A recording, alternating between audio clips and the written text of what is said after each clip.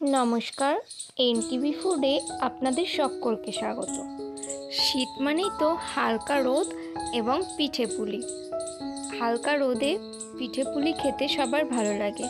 আজকে আমি আপনাদের সঙ্গে একদম ইজি এবং পারফেক্ট একটা পুলি পিঠের রেসিপি শেয়ার করছি, যার জন্য সবার প্রথমে কড়ায় জল নিয়ে তার মধ্যে দিয়ে দিচ্ছি চালের গুঁড়ো। তারপর এটা ভালো করে নাড়াচাড়া করে সেদ্ধ করে নিতে হবে। এখানে মনে রাখতে হবে জলটা একটু বেশি দিতে হবে এবং যতক্ষণ না এটা শুকনো একদম আটার মতো হয়ে যাচ্ছে ততক্ষণ এটা নাড়াচাড়া করতে হবে। তারপর নামিয়ে হাতের সাহায্যে একটু মেখে নিলেই একদম আটা ময়দা যেভাবে আমরা মাখি সেরকম তৈরি হয়ে যাবে। এরপর এর থেকে সামান্য একটু নিয়ে তারপর এমন গোল করে লেচি কেটে এর মাঝখানে আপনারা যে কোনো পুর ভরতে পারেন, নারকেল, সন্দেশ। আমি এখানে সন্দেশ দিয়ে তৈরি করে দেখাচ্ছি। সন্দেশটা দেওয়ার পরে মুখটা দুদিক থেকে এভাবে আটকে দিয়ে একটু চেপে বন্ধ করে নিতে হবে। তারপর আঙুলের সাহায্যে ডিজাইন করে নিলে তৈরি হয়ে যাবে আমাদের পুলি পিঠে। এভাবে আমি আরও কিছু বানিয়ে নিচ্ছি।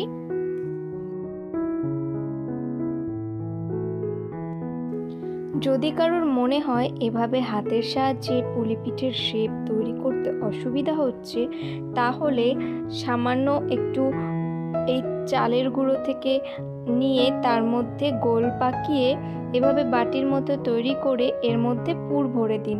আমি এখানে সন্দেশ এবং ওপরে একটু খোয়া ক্ষীর দিয়েছি। তারপর এটা হাতের সাহায্যে এভাবে গোল করে নিচ্ছি। এভাবেও কিন্তু তৈরি করে নেওয়া যায়।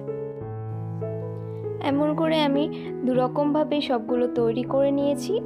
এরপর কড়াইয়ে নিয়ে নিচ্ছি দুধ এবং তার মধ্যে দিয়ে দিচ্ছি কিছু এলাচ।